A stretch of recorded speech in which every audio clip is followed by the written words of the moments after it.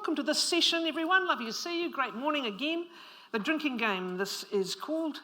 A few quick jobs to do. Please, phones to silence. A reminder, no filming or recording, please, of these sessions. A reminder to check your nearest exit if we get a fire alarm. And also today we've got two authors on the stage, really happy to sign books out in the foyer. I presume that's going to be at the end of the segment today. Let's thank our sponsors, Milford Asset Management, for supporting Aspiring Conversations, and Placemakers for sponsoring this session. The sponsors and the grant makers make this festival possible. Do support them. Let me introduce you to our panellists. Guyon Espiner, RNZ broadcaster and author of The Drinking Game.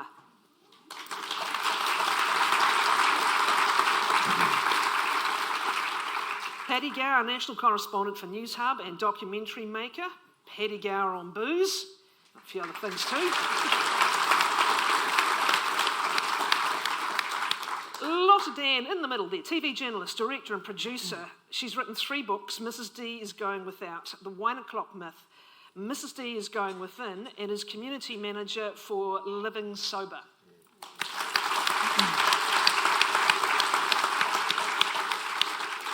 Let's begin with your personal stories. Thank you, as always, for generously sharing them. Personal stories. Okay, where do I start? 15, Banks Peninsula, Marquee Vu.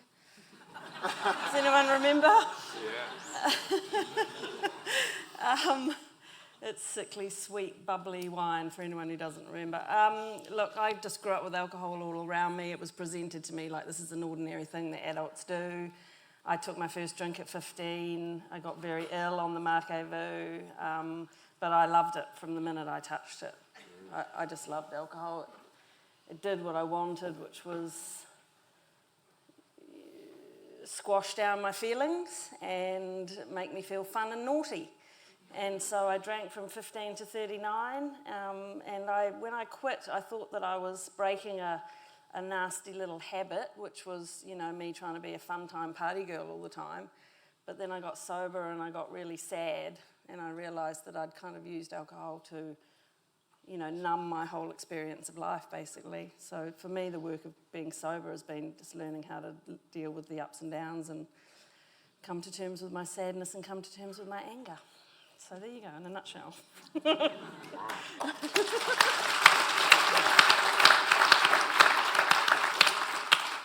There's a moment that strikes me. I'm always wary, people have written a book, but it's different talking about stuff, so I'm conscious of that. But there's a moment in your story that I'll never forget.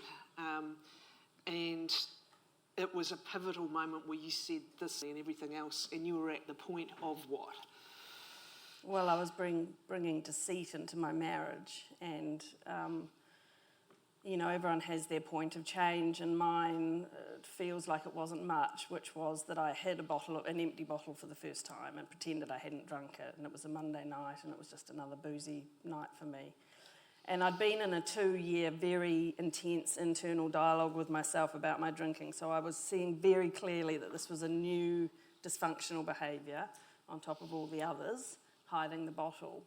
But when I woke up that next morning and remembered and was in floods of tears, and I was just like, who am I? Where is this taking me that I'm hiding and lying? And I couldn't bear that thought of being, it's such a cliche, isn't it? And it's very common behaviour. A lot of people do it, hide how much it is they're consuming. But for me, that was the point where I just said, I can't be this person. I have to take the terrifying leap into a life with no alcohol, which I thought was going to be miserable and boring and just the worst thing ever, and is the complete opposite. Paddy, can we talk about you? How many years sober now? 2.5. Yeah. And as you often do, from memory, from watching telly, I think your moment almost happened in front of all of us pretty much, didn't it? Although there's perhaps more than one moment, yeah? I just reckon, if you're going to do something, just do it in front of all of New Zealand. Very good accountability measure, because I really can't go back on the booze now because people will see me, so it works well. And actually, I know everyone sort of wants to look for tips of how to do it. And I think if you are able to, if you want to give up drinking and you're able to, get a documentary crew and a sound operator and get them to follow you with the best technical gear in New Zealand and film you drunk and then play it back to yourself. And that's what I've had to do, is watch myself be utterly pissed, and that really puts you off drinking as well. But in all seriousness, and thanks everybody for coming on such a beautiful day, and paying money to listen to three people preach. You actually could have gone to the Holy Cross Catholic Church for free and got a sermon, and got wine as well, actually. But yeah, yeah, it's not exactly like it's four vintners up here talking about how they let the autumn leaves influence their Pinot Noir. But We've thank probably you for being drunk here. enough of it between us, though. Yeah. But in all seriousness, I had a drinking problem from the age of 15 as well. My old lady went away on holiday to see some relatives back in Ireland, and my old man had a birthday party. He got a keg. I got absolutely pissed, ended up chundering on the neighbour's front lawn, and that was it. From then on, like Lotta, pretty much drank alcohol every weekend of my life. And then as you get older, you start drinking during the week, and you start drinking after work, and you still keep binge drinking with your mates on the weekend. And, it had just become this massive part of my life. And if it wasn't for the documentary bringing me together with Lotta's husband, Kōrero, who confronted me. We'd worked together a long time, and Kōrero confronted me with it. He's in the audience somewhere. And if it wasn't for him, I'd still be drinking today. So it's not about the documentary, and it's not about the things that I get laughs and stuff about. And it's actually about Kōrero, and it's about a friend who had the guts to tell me that I had a problem.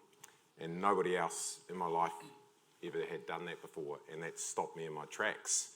And Lotta backed them up. She's an amazing person. She's hugely inspirational, and it is called Aspiring Conversations, and she is someone to aspire to for a lot of people, and including myself. And that's set me on this new journey in my life at age 45, where I just feel fucking amazing. I don't want to preach to people, and I don't talk about it a lot. But when I do talk about it, I like to be honest about it, and it's the best thing that I've ever done. And I'd just like to thank Kōrero for opening up a whole new life.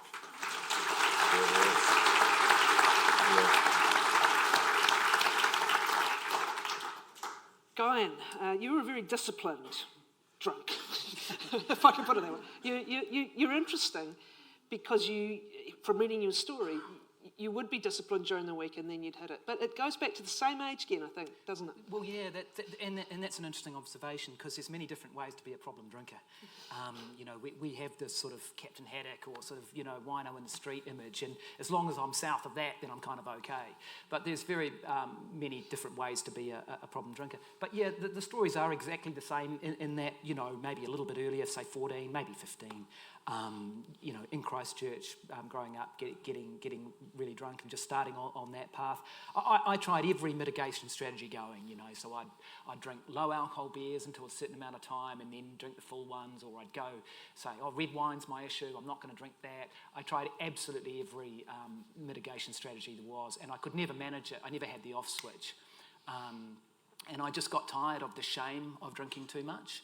And then just one morning in 2019, so 5 years ago now, after a big dinner party that I could remember until about 9:30, hadn't done anything too dramatically embarrassing, but I had these blackouts, and I just said, that's enough, I've had enough of this, and I just stopped on that day, and that was 5 years ago.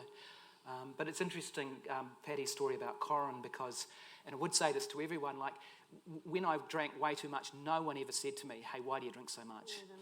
When I stopped drinking, people said, why aren't you drinking? And I still get that today, and it's a really interesting reverse burden of proof. I obviously many times had obviously drunk too much, and no one said that to me. And it's a funny taboo subject, which I think is why we're all here. on the stage, you know, and have written books or done docos on it, because it's something we need to talk about more in New Zealand. It was a big motivation for me to write the book. So that normalisation has many aspects to it. And we're not talking normalisation about that perfect image of the moderate drinker who has a couple of wines occasionally or at a wedding or whatever. We're talking about the propensity throughout our population to drink way more than we know is healthy for us, physically, mentally, emotionally, right? So let's talk about those pressures. Some of them are personal, and all of you have made the observation that when you weren't drinking, that was when people kind of came in as if something was weird. Can you speak to that? Yeah, I mean, you just saw it the other day. I mean, Winston Peters said to Chris Hipkins, he'd get drunk on a wine biscuit.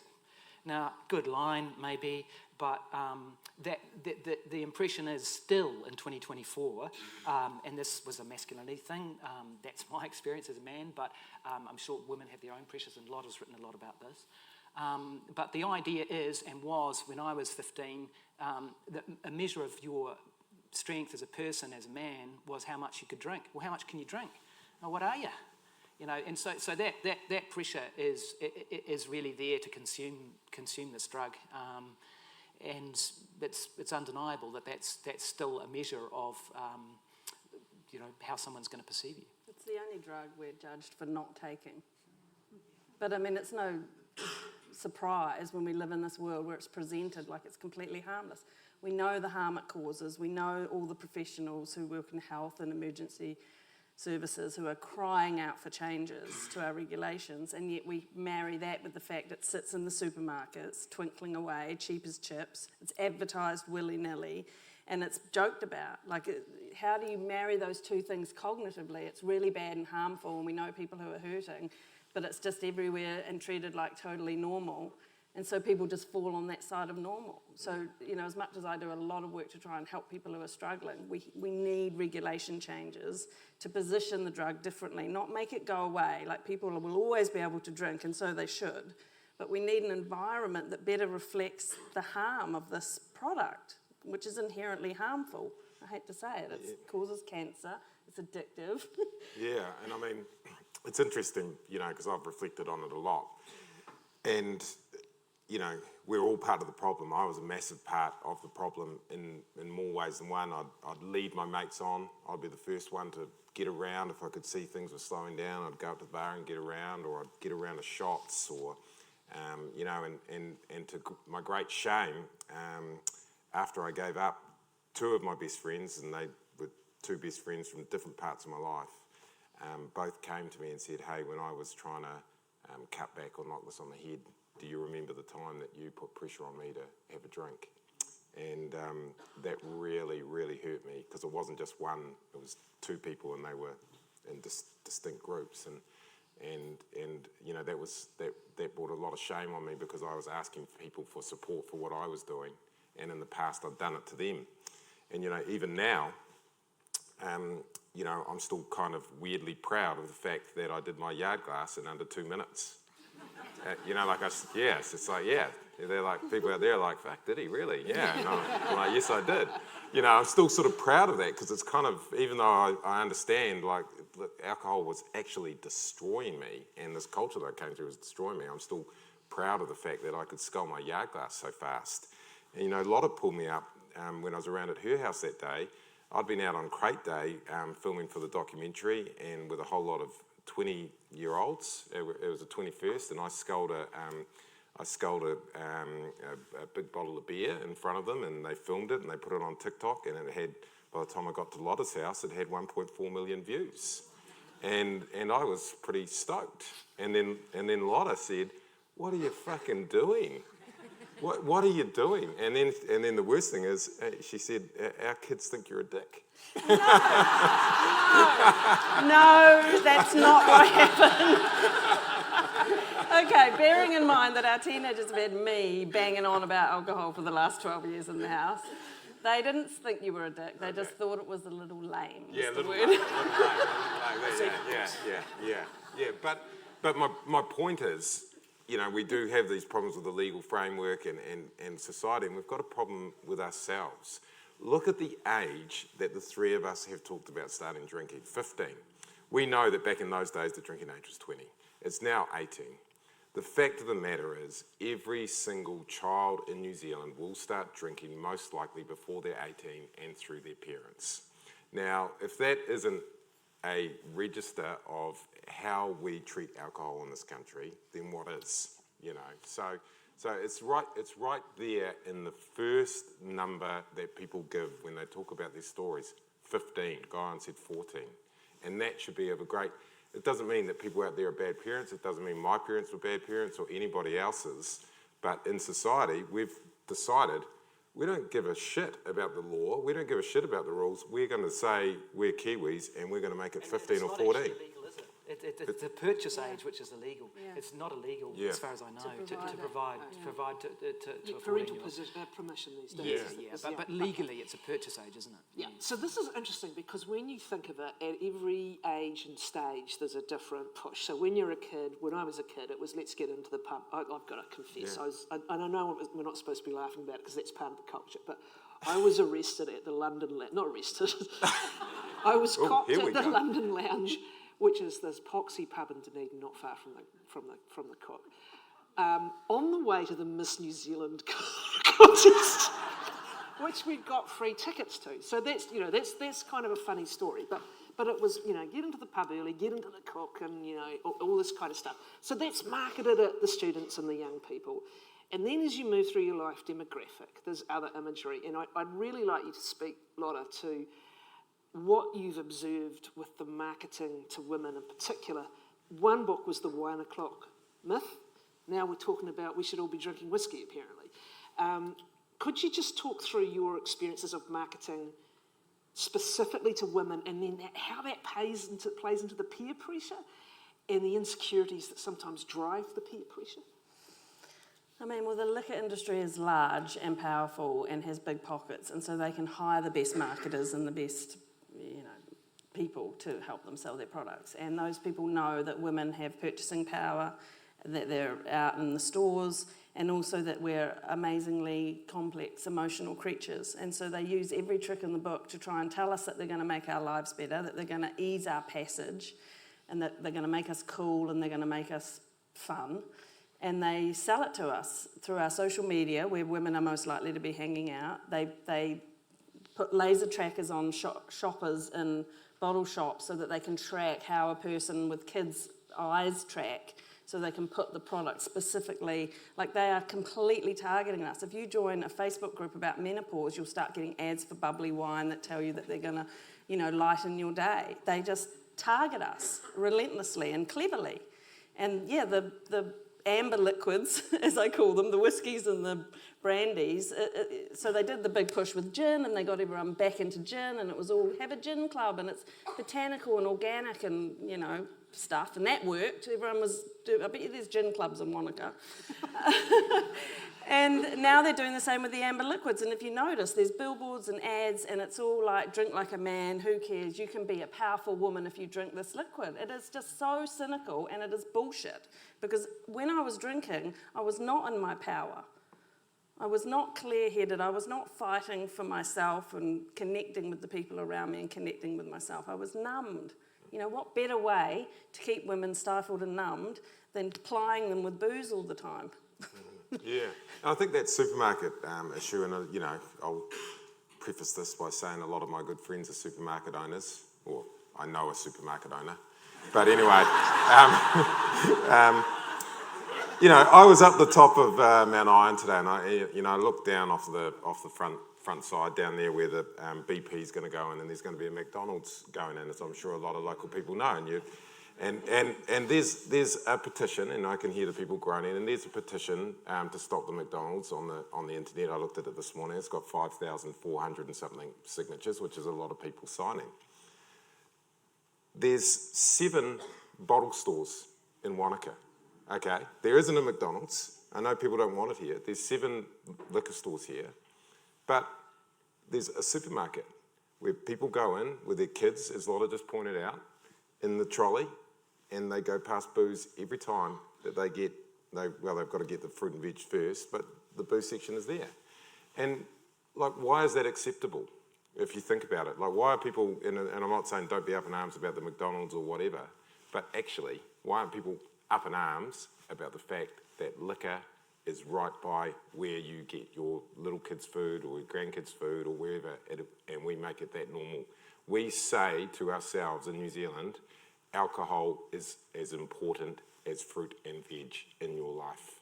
That is the message it sends. I want to come to you, Guyon, but Lotta, I want to pick up again about the 1 o'clock myth thing, because I'm not a big social media user, so my marketing comes at me different ways, but there really was this tradition pushed all the time. You've earned it, you deserve it, you've got the kids to bed, you know, don't have a bit of chocolate or whatever. Or we were talking about our enjoyment of Bravo TV at the moment because it's so mindless and helpful with everything going on in the world. But you've earned a wine, and that's not at weekends, that's pretty much every night of the week. Can you talk about how pervasive that targeting is of mothers under stress? Yeah, I mean, the problem, if we want to call it a problem, the fact is that the drug works. It does what we want in the moment, and being a mother is hard, and so is being a father, but I'm just speaking from my perspective as a woman, but it's lonely, it can be, you know, relentless, it's hard work, and if you have a drink at 5 o'clock, it works. It does what you want. It releases the dopamine. It dials down the internal dialogue. It made me feel like I was a part of the adult world, even though I'd been at home all day for the 50 millionth day in a row. And so the drug works in the moment. We have to acknowledge that. And not everyone drinks problematically. But yeah, the messaging that is pushed at us is that this is your reward, this is your me time, this is your treat. I told myself that, all of those things. Even when I was having one wine and finishing the second bottle and vomiting, trying to keep quiet so I didn't wake the kids up. You know, I still the next day would tell myself, this is my treat, I deserve it. So it's problematic, it's hugely problematic, and I just want those ads to go away, honestly. I just think we need regulations to, if nothing else, stop the advertising, because it just pushes this myth of normal and it manipulates people. Yeah. Can we talk about some of the regulations? I was just saying the last time I really deep dived into this was dear old Sir Geoffrey Palmer's big review, 10, 15 years ago now. It assessed the harm of alcohol at billions of dollars by most measures.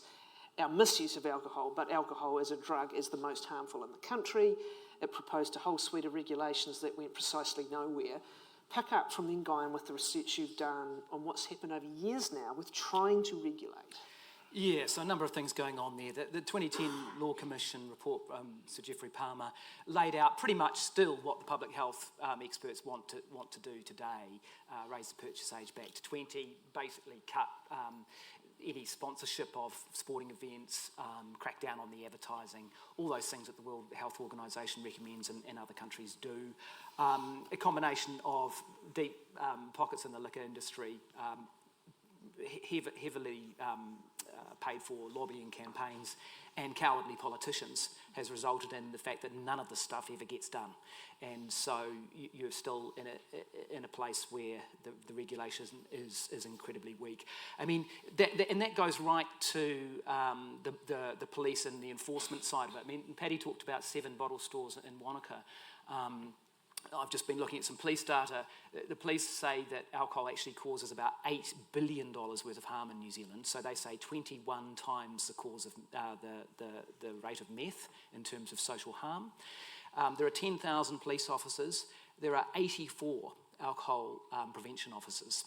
So 0.84% of the police staff is the ones who are trying to crack down on alcohol. They're the ones who are supposed to advocate against another licence or another bottle store going in Otara or some other community where it's already saturated for. So they've just got no resource to do any of that stuff. So we're still an incredibly lightly regulated country, and any of the regulation that is coming in is usually on the liberalisation side. So an MP will say, let's open the bars at 4 a.m. because we will have to watch the rugby, and we can't watch the rugby without a beer. It goes like that.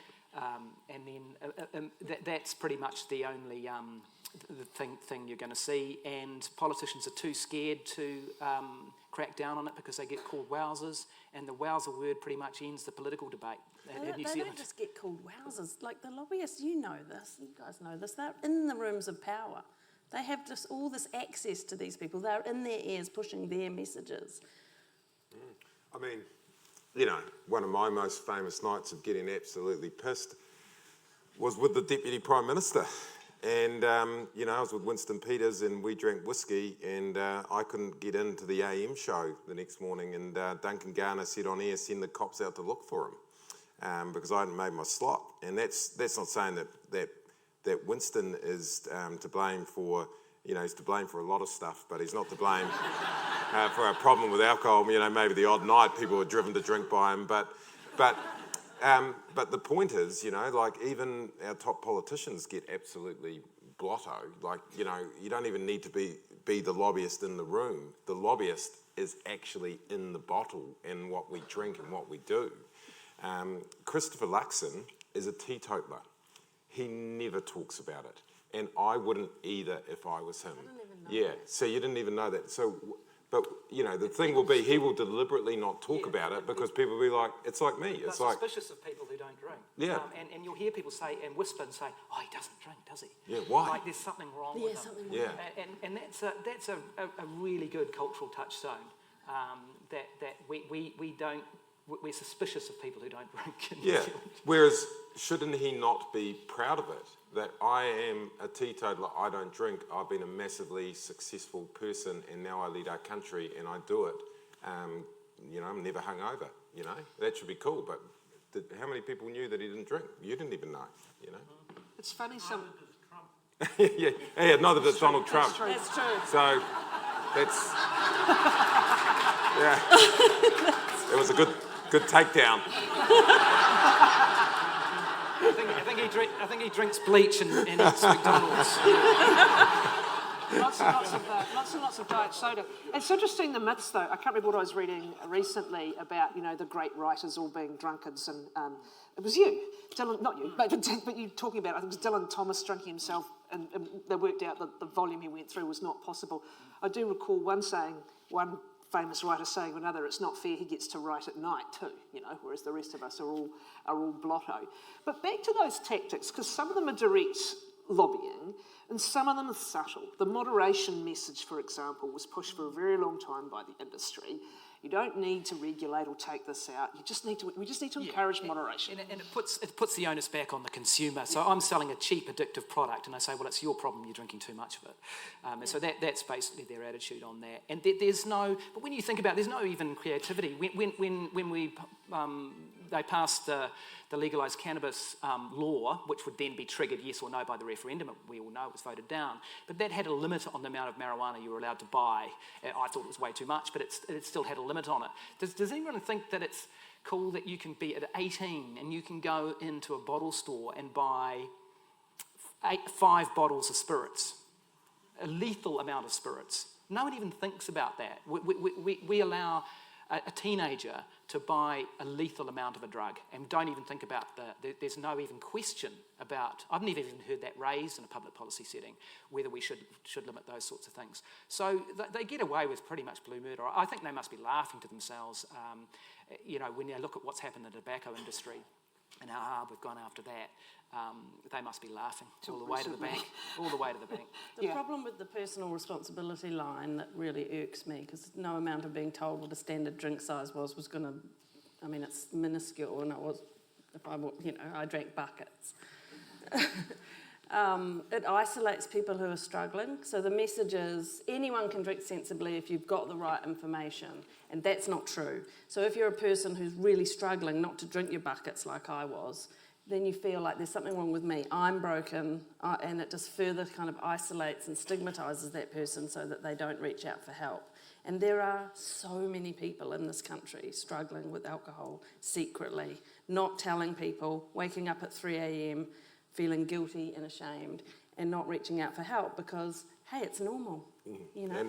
And I think that, for me, is one of the really critical things.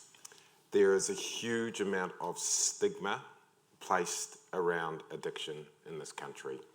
Addicts feel that they need to hide away, even from the people that love them the most. You go into so many families in New Zealand and you dig and ask often enough, and there are addiction issues within that family that have been driving them apart in some way. But for some reason, we can't talk about it like it's a cold or like it's an illness or like it's cancer. Addiction is hidden away. And for me personally, I used to judge addicts really badly. I used to think that an addict was a weak person who should give up. And it took me time to understand that actually addiction is a disease. My own mother died from a nicotine addiction as a cigarette smoker. I personally was an alcoholic, and I'm happy to admit that I had a problem. And the reason I do that is because I know there are people in this room that won't be able to do that, and they will battle with that every day. And the one small thing that I can do is say, I'm an addict, and people can look at me and say, hey, maybe one day I can aspire to be like him too and be out in the open. And the brilliant thing about you, Paddy, in your documentary, you so perfectly illustrated that fear. Like, you were just determined. I do not want to stop. You said it with desperation in your eyes. I don't want to stop, because you're imagining a life with no alcohol. I mean, That's look at the us. biggest fear, We're yeah. just living. And it's like, oh my God, it's actually doable. It's amazing.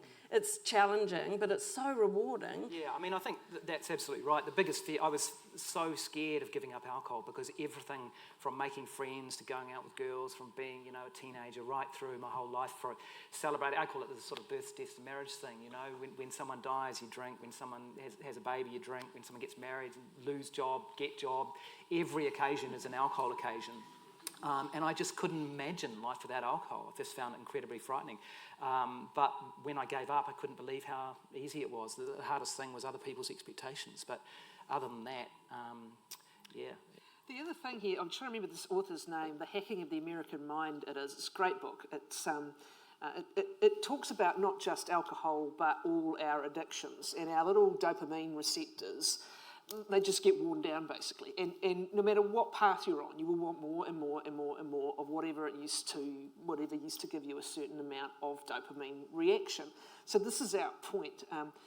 You're also alluding to the functional alcoholism that's rampant through politics, media, many other professions.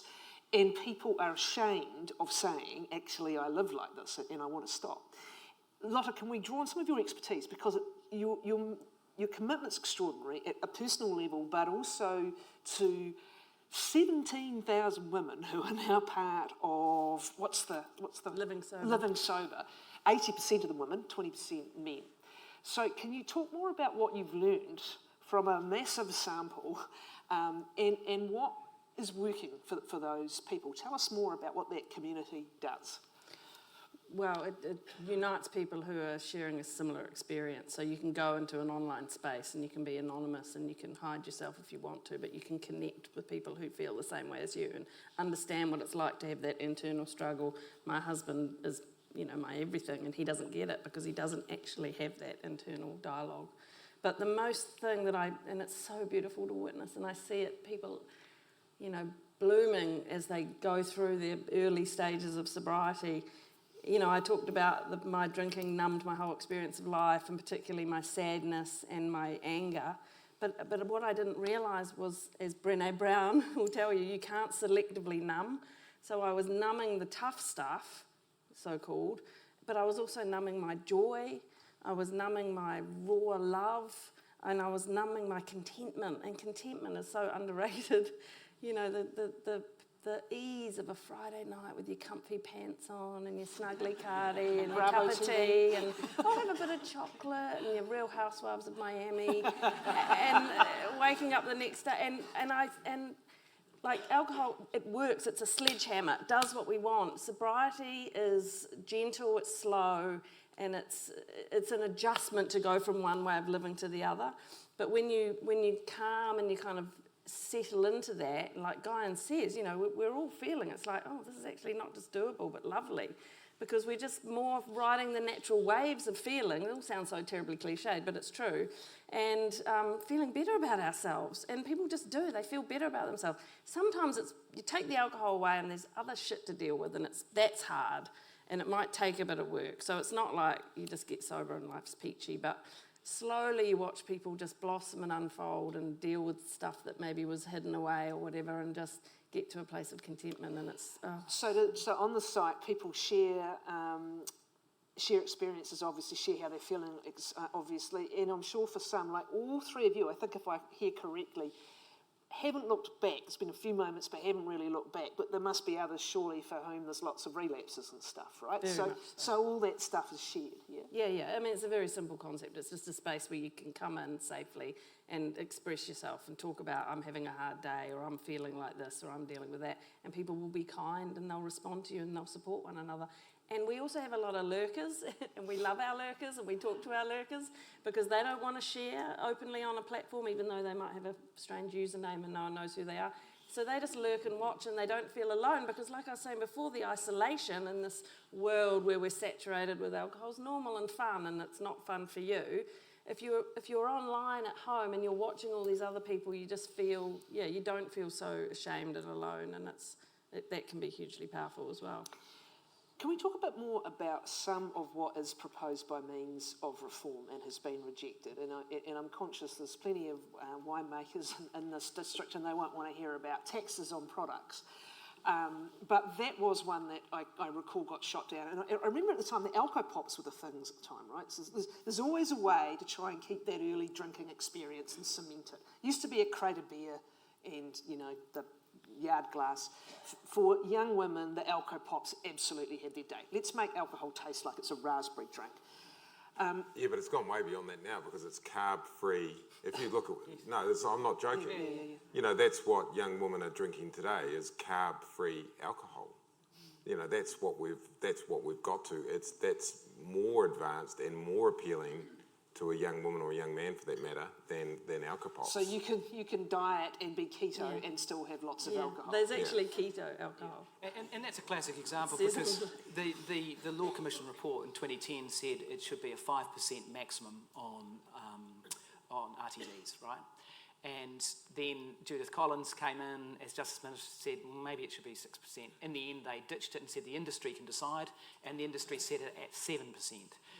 And that's a voluntary thing. Now, the difference is, anyone who's drunk beer knows, when if you stick to a 4.5% beer compared to a 7% beer, it's going to make a big difference, right? So the fact that those RTDs are 7% will have involved many bad decisions and a lot of destruction. That's just one tiny example. It was price too, because they were so cheap, and I remember that was part of the argument as well. Yeah, well, that's right. I mean, if you and most people who describe themselves as alcoholics, wine is the most consumed substance for alcoholics. Until the hyperinflation we've had recently, you could get a standard drink of wine for 68 cents if you bought cask wine from a supermarket, which is about the price of a lollipop. Now, a lot of countries use minimum unit pricing, meaning that you can only sell it for a certain amount. Britain or parts of the UK have introduced this. And again, any of that stuff gets shot down in the political context, just no political appetite to go near that at all. Advertising, I know that's your big thing, Lotta, and you've touched on it already, but are there still proposals for limits to advertising? No, I think Labor Well, shelved there's been two didn't big attempts Yeah. to cut alcohol sponsorship of sport, as they do in France and Norway and many other countries.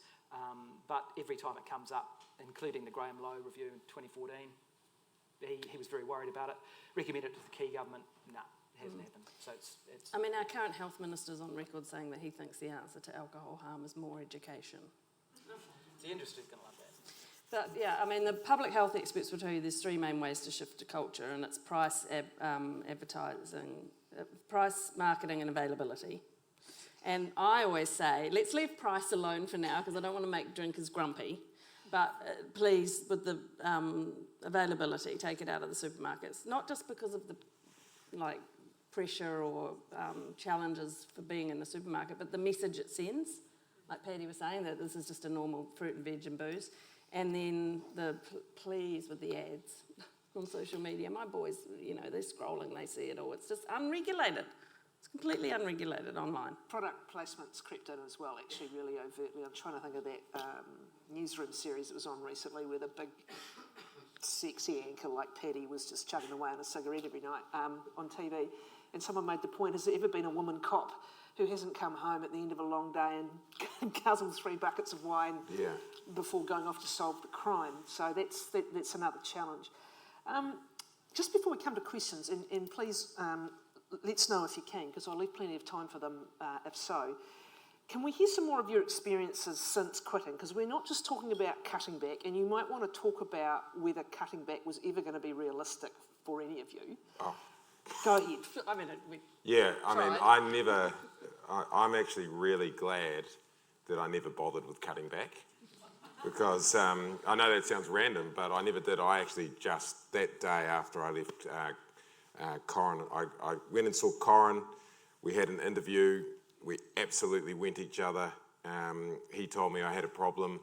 I went out after that. I got absolutely tanked. Went to a student party, got filmed there looking like an absolute idiot. Hungover as hell around at Lotta's the next day. We can debate what her children said about the TikTok.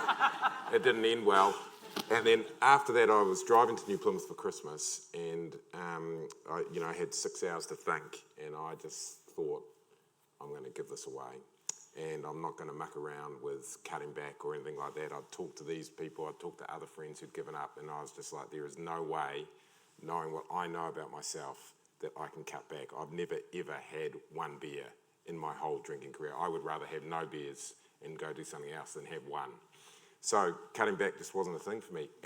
Abstinence had to be and has to be the only way to deal with my alcoholism. And are there times still where, I mean, you guys often talked about the muscle memory. We've got to have the Lindau story in a moment. But for you, are there still moments where it's really bloody hard and you have to engage in some kind of strategies, or has it not actually been that? I mean, there's the odd occasion mowing the lawns on a Saturday afternoon after a long week at work, and you kind of come inside and you sort of have this feeling. Or yesterday I went mountain bike riding with Guyon and Corin, and sort of at the end of it. But, my best friend died last year. Absolutely fine. Thought, if anything's going to trigger it, it'd be his sort of wake. I lost my job 3 weeks ago. 90% of my colleagues got absolutely fucked that night. And, I woke up in the morning 100% sober, and you know what I thought? How do I start getting myself out of this right now? I'm miles ahead of the other guys. The next morning, I would have, two or 3 years ago, I would have been on the piss for 3 days after that, And it's just those sort of little things for me. I remember after giving up, I went in and I was emceeing a big do at Eden Park before a rugby test, and everyone buys tables and there's free booze, and ex-All Blacks do speeches and everything. And normally I would have gone there and gone absolutely pissed. And one of the things when you're well known, you walk in somewhere and you can actually feel everyone sort of looking at you and talking about you and that sort of thing. And of course the documentary had just come out, and I could sort of literally see people's lips going, is he still drinking? What's he gonna, you could sort of feel and hear it. And initially it was overpowering me. Like I was like, oh my God, this is really weird. All these people are like looking, and and like grab a glass of water to make sure they're like, yeah boy, I'm still, don't you worry. That documentary you watched wasn't bullshit, But then I suddenly got this feeling of, actually, I like this. I like walking into a room and people looking at me, and I'm different to all of them. I'm different to every single person in this room virtually. I don't drink. And that is the power that I get in life now. I have chosen to be different to a lot of people. That doesn't mean I'm critical of people drinking. People can do whatever they want. Honestly, I do not give a shit. But for me personally, I've made a choice to be different, and I like it, and it empowers me, and it gives me mana, and that's what's led to this feeling that I've got. And I don't talk about it a lot because I don't like ramming it down people's throats and stuff like that, and society is very powerful. But when there's things like this, because I know there will be people out there wanting to know what it's like, and I'm telling you, it gives you mana. It gives you mana, but also I think you've both alluded to it. You were 3 days ahead of your mates because you got up with a clear head, you slept well. Had my CV off everywhere. And your neurons were connecting. The neurons were connecting. And Guy, you're a great runner. I'm always interested. Some people, I can think of a particular friend of mine who quit and then started running marathons all over the place. And I don't know whether that's actually a bit of a myth that you have to replace this with something. But for you, like physically and emotionally, what did it change? And then second, have there been moments, or has it been pretty smooth sailing? Yeah, I mean, I was a runner and a drinker for a long time. So yeah, those things weren't terribly connected. But yeah, you know, you talk about the muscle memory. I was telling you before in the green room. I mean, I was clearing away. Had some people around for a party. I haven't drunk in 5 years. And then when they'd all gone, there was a bottle of Lindau with about that much in it, and my muscle memory just went like that. It just about got there, because that's what I would normally do. So, because just clearing the tables a little bit left, there's the rubbish bin in my mouth. I just drink it. So I nearly got there, and but just caught myself. But no, I haven't been tempted at all in that 5 years. Like Paddy, I didn't have the off switch at all, and I think that's actually a chemical scientific thing, that the signal isn't sent to your brain. It's about 20% of us probably who are the hazardous drinkers, who we just don't have that signal and should have given up years and years ago. And like Paddy, I just want people to know that you can have a really good life without drinking, and that you can have all the fun, and you can. It's not something to be ashamed of. A lot of people think, yeah, I bet you, especially the guys in here, some of you will be walking out and think, shit, I'd love to give up booze, but what am I going to do that next fishing trip that I go on? Because all the guys, and so you're thinking to yourself, shit, I'm going to be left out, and it's that isolating feeling. But once you've done it a few times, and once you've sorted that story out in yourself, you'll find it's really possible and really deeply enjoyable. Lotta, for women also, there's that glass in the hand all the time. We do have an amazing suite of non-alcohol drinks. I know that doesn't work for everyone, because it's just repeating kind of the pattern in some ways. For others, you genuinely do need something to replace a habit and more. Can you talk a little bit more about some of the Certainly women's... early on. Yeah.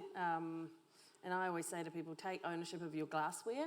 So if you're having a tonic or an elderflower or something or other at an event, ask for it in a wine glass or a flute if that's going to make you feel more comfortable, because it is very uncomfortable at first going to events and socialising and things when you're used to...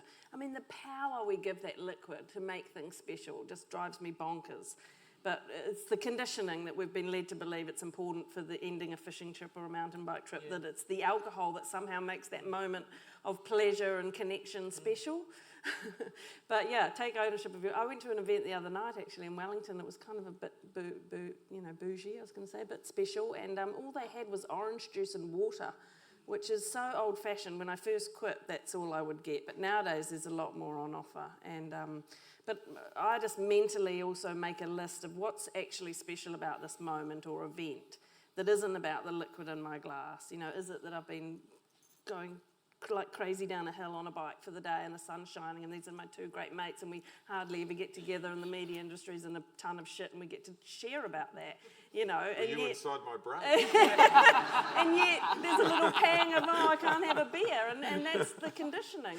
It's deeply conditioned in us, this cultural norm of alcohol. Yeah, so push through it. And I love what you say about feeling empowered, because it is the most countercultural thing you can do, and rebellious. You're taking the power back off the alcohol companies. Yeah. And the three of us, me, Paddy and Corin yesterday, I think Corin had a beer, we didn't have a beer. That's the way it should be, And don't put any pressure on your mates at the bar. It should be a country where I can have a Coke Zero, you can have a pint of beer, and no one's looking at you for that. The amount of shit I got for not drinking, I couldn't believe it. It was, I had people at a school sports day, trying to basically force beer on me and saying, "Oh, don't you drink?" And in those situations, there's 7 or 8 people standing around. Everyone stops, looks at you, and you're forced to say why you don't take a Class 1 carcinogen. That it's like, why don't you do that? Imagine if we reversed the burden of truth. Why aren't you smoking weed today? Yeah. What's wrong with you? It's quite a bizarre situation when you think about it. And I think that's really my point and my angle on this. I don't know as much about the laws and rules as everyone as these two, but we need to make space in life, and everybody can actually do it. Yeah. We need to make space in New Zealand society for people who have got a problem with alcohol, and we don't actually do that. Trust me, I live in it every day. There's not much room there. And while I don't want anyone in the audience to think it has been easy, because I know that it's not easy for everyone. And what really hurts me is when people come up and talk to me, and Guyon, and she's got a community of 17,000 people. What does that tell you? Guyon will tell you, his documentary and his book have given a huge amount of feedback. I've never seen so many people want to talk to me about something that I've done in 25 years either. And it hurts me when people come up and ironically, the way that I've done it and said, bang, I'm an alcoholic and told everyone, and that's embarrassing to do. People actually can't do that in their normal life. They can't go to their olds and say, hey, mum and dad, I've got an alcohol problem, I don't want to drink this Christmas. They can't say that to their brother, to their old cricket team, to their old schoolmates or stuff like that. People actually can't tell the people that they care for that they've got an alcohol problem. We don't let any space, even around the people that we love, to say, this drug is hurting me. It is not there. So that's my message to people is just think about it, try and make a tiny little bit of space for the people you love.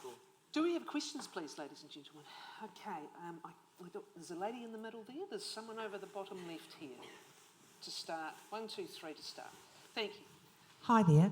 I just find a huge irony between the deregulation of cigarettes over the last 20 years. No cigarette went out and killed someone on the road. No cigarette beat up its wife, and no cigarette killed a child. So what's wrong with our government over the past years where they're allowing something that's far worse than anything a cigarette ever did? Thank you. Yeah, I mean, I think there's a whole sort of nanny state thing that politicians run up against, and they hate those words, that scares the shit out of them.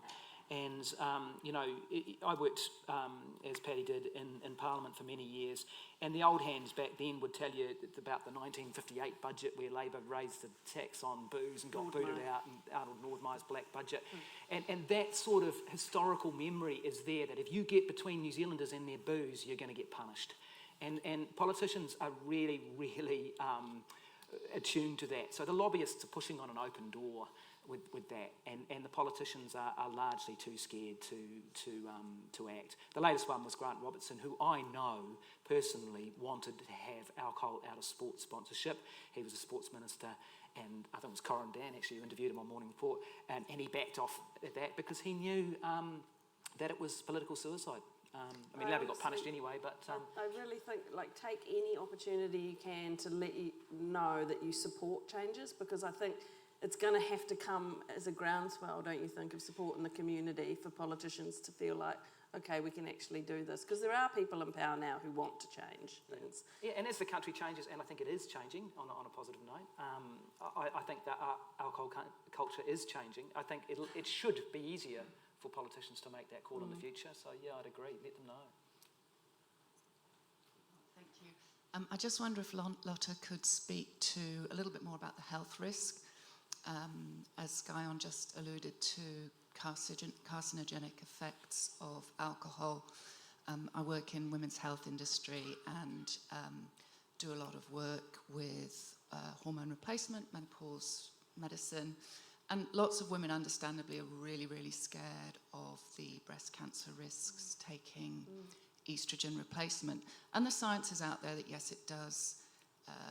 Some hormone replacement increases breast cancer risk, possibly from 4 in 1,000 to 5 in 1,000 cases. So that's minuscule and has to be weighed up against advantages that these treatments can have on our well-being.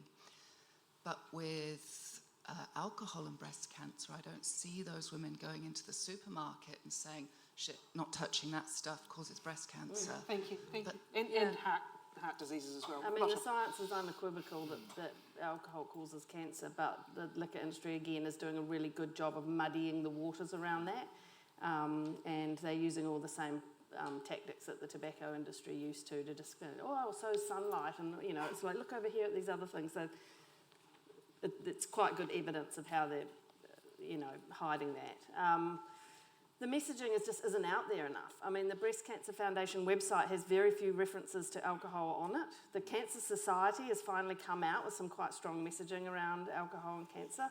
But a lot of pink ribbon day type, breakfasts and what have you are often with, alcohol attached to them and fundraisers. I mean, it's still just really embedded in there. So it's just that strength of getting the message through. And when I was drinking, I sort of latched onto any message that told me, the red wine's good for you type thing. I loved that message. That was my poison of choice. And the science on that has been slightly debunked. So the message is there, the facts are there. It's just getting it through and getting it through the agencies that have the power to make them. And that's a more classic plain. example of tobacco and alcohol. I mean, for many, many years, it had to say on the packet, smoking causes cancer. Drinking causes 7 types of cancer, and it's nowhere on the labelling. And they will fight that tooth and nail. There are 3 babies born every day in New Zealand with fetal alcohol spectrum disorder, and there's not a lot of data around that either. It took 20 years to get that label on. The label is compulsory now. It took them 20 years. So the liquor industry fought it for 20 years to get that on. So that's the sort of lobbying effort that you're up Again, against. it's just our societal brainwashing. It's keeping women suppressed and controlled. And my understanding is for every 2 glasses of wine, you're doubling your breast cancer risk twofold. I mean, that's massive. And we just need to keep that messaging as powerful. Thank you. I think that time of life around menopause and also the ability to process alcohol from middle age is something else I that mean, how can you know what's going on if you're no going one really through talks about. menopause and drinking? Sure. Thank you. Thank you. Morena koto. As the parent of 3 teenagers, including a 15-year-old, I had 2 questions for you. One is, as a 15-year-old, what would have made a difference in your drinking journeys? And secondly, how do you address this issue with any teenagers who might be in your houses? I'll just quickly, because these guys might have more to say on that, but I just think letting people know, and especially for young people, but adults as well, that it's okay and quite common to not suit to be a drinker. We all know in our circles, it's about 2 or 3 out of 10. It's just, you shouldn't be drinking because you haven't got the stop signal. So just to know that it's normal not to be a drinker, right? And when I went to high school and was that age, you were an absolute weirdo if you didn't drink, seriously. Like, no one didn't drink. You needed an incredibly good excuse. You're a real outlier. So just knowing that it's pretty normal not to drink. That this drug doesn't suit everyone. So for me, that's the most important thing, is that knowing that for a lot of us, it's just a drug that doesn't suit us. I think this is the most critical area in terms of dealing with this in this country, and it's going to take generations to change the way that Kiwis are in terms of providing alcohol to people within their own family.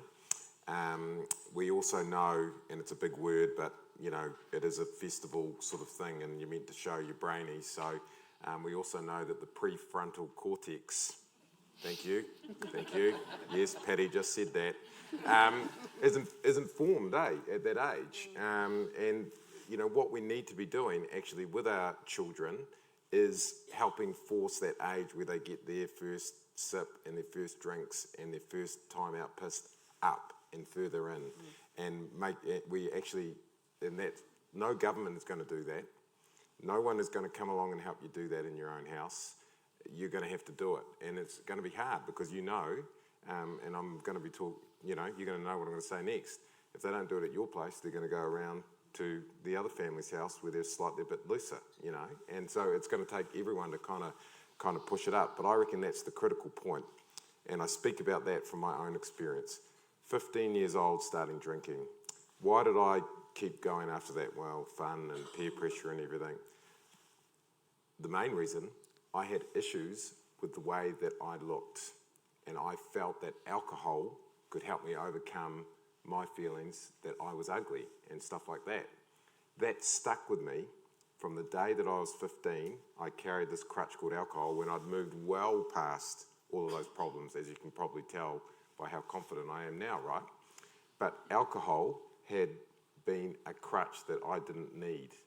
And if we look at our young people today and the amount of shit that they're going through compared to what we went through, and we think that it's a good idea to help them get on the piss, then as society, I'm sorry to say it, we are completely fucked in the head. Yeah.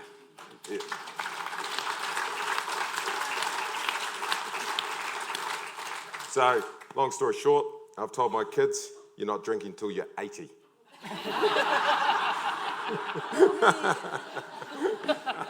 Well, Still the best evidence is delay, as Paddy says, delay as long as you can. You know, I grew up with absolutely no knowledge of any dark side of alcohol, so again, I just think having open kōrero around that, I mean, my kids, again, they've been hearing me bang on about it for years now, but just to be aware that there's a dark side to alcohol, it's not always fun, it can be addictive, people struggle, that's good too, but also the number one thing is modelling. If you can model having fun without booze, if you can model being sad without having a drink, if you can model being stressed and just saying, I'm stressed, I need a cup of tea, you know, that kind of thing is also embedding really good thinking in their brains, that it's not just that's the go-to for coping with life. This is much better than saying wait till you're 18. It's hard though. We've got teenagers in the house, and you know we also have to live in the real world. They're going to parties, their mates are drinking, so we do let them take a couple of drinks, but we just sort of hope for the best. And yeah, like I say, we're just having open conversations about it. Okay, I've got 3 more. Do you want to take 3 more? Can we tolerate? There's another one. Are we okay to do? Okay. Was there someone in the middle? Now they're all going up. I'm going to take 3. So I thought there was someone in the middle. No. Thank you. And then over here, and that's us. Sorry. Thank you. Okay. I've got a mate who is my age, 79 years old. He was also involved in broadcasting for many, many years. You can probably work out who the hell I'm talking about. He joined AA as I don't know how old he was at that stage, but 250 others joined AA in that same year on the North Shore, and I've asked him twice and he's confirmed the numbers. He is the only one of that 250 who has stayed dry. Can you tell me and reassure us that the numbers have gone up over and out? I don't have those numbers. I didn't personally go through any AA at all. I just made the call like Paddy did. I'm not sure Lotta will talk to her own experience and may have the numbers, but I don't know. I don't know what the numbers are for AA. Sorry. I mean, the number for living sober, I think, was 68% of the people who join that community stay sober, and it's even higher for people who record having had mental health benefits from joining that community. I mean, how do we know those 250 people are all back drinking permanently? You know, recovery can be rocky, so there can be coming and going, and I don't know what to say other than recovery is possible, sobriety is possible, life is hard, booze is everywhere, people's roads can be rocky, you know, but that's not to say AA is amazing for people. It really works for people who like that structure of the 12 steps, and it's just another peer support type community. So, I mean, I wouldn't want to be negative saying it just doesn't work, because it does, and you've just got to try anything to heal yourself if that's what you want to do. There is a broader point there with your question, mate, which is addiction services in general are virtually impossible to access in New Zealand for people that need them. You know, AA, for instance, that's something that's been around for ages, but it's not a sort of formal system. It's not. I'm not even 100% sure if it's even funded. But for that person that you're talking about in modern life, like, you know, to actually go and get some help with addiction is really, really hard. And that is it's really quite weird, because actually addiction is a disease. It is an illness in our society, but literally people who want help in 2024 cannot necessarily get it right away. And that's also something that we need to look at. Okay, I promised 2 more. So there's the lady in pink here, but there's the lady who's getting the mic now. So thank you. Thanks so much for your conversation. I just wanted to go back to the zero alcohol products. I have a very savvy 5-year-old at home, and he asked me what my drink was, and I said it's a zero alcohol beer. And he said, oh, that means I can have some. And obviously the answer was no, but it made me really look at the product again and wonder whether or not there's some Trojan horse habits going on with the industry. Yeah, I think there is to some degree. I mean, just quickly, I think for people who want to mitigate their drinking, who are drinkers, you know, what Lotta would call normies, you know, people who do drink and want to cut back a little bit, then the zero alcohol beers work quite well. I don't touch them myself, wouldn't go near them. I think there's a lot of this, what they call alibi marketing, where they put the zero out there and they know you're just thinking about the, you know, when I see an ad that says, if you're driving, drink a Heineken Zero, I just look at it and see the Heineken I used to scull, and they know that I think that. And so I think there's a lot of that sort of positioning in it. And I think it's really just the bottom rung on the ladder for me. It's like, where are you going to go from there? So I don't want to be totally negative on them. They work for some people. I think they work for Paddy, I think. I mean, Yeah. when you say, and that's cool. I'm possibly a little more cynical about the alcohol industry, maybe. Professional hazard. But so yeah, I don't touch them myself, and I don't reckon that they've got a place for our kids and teenagers. I think it's a dangerous step myself. And last one, thanks for your patience, everyone. Here we go. You've all talked about alcohol being a drug, and there's increased research around the benefits of various psychedelics and psilocybin.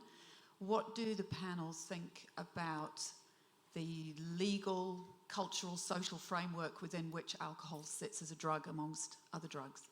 Well, I've got very strong views, so I'll go first. So yeah, the legal drug framework and psilocybin, or what a lot of people here will talk about being mushrooms or psychedelics, which are LSD and ketamine, which research has shown us now, globally, every piece of research is coming through and saying that these things can actually help with many mental health problems.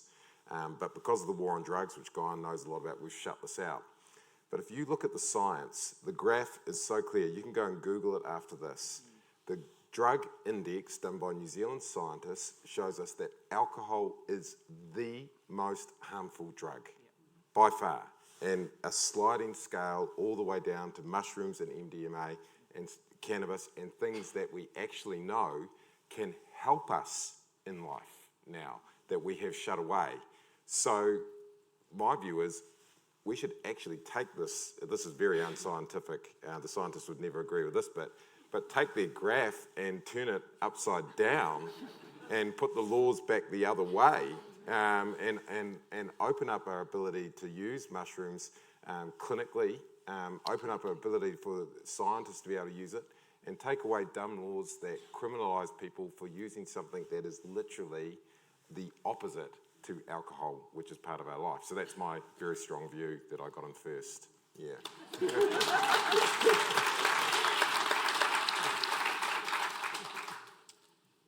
What he said.